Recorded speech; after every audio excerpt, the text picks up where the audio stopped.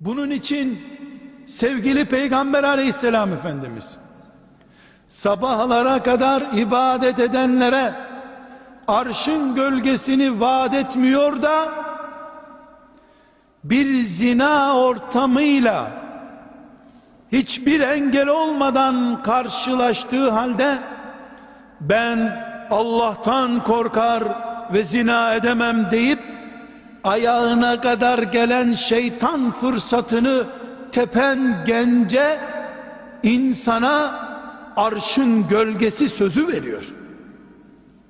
Neden? Çünkü ayağına kadar gelen şeytanın cicileştirip ambalajlayarak kapına kadar getirdiği şeytanın en büyük silahlarından olan zina fırsatı veya başka bir haram tepilmesi zor şeydir. Mekke'den göç edilir de o fırsatı şeytanın teptirmemesi için önüne sürdüğü fırsatlardan vazgeçilip gidilemez. Yapan muhacirdir, hicret etmiştir.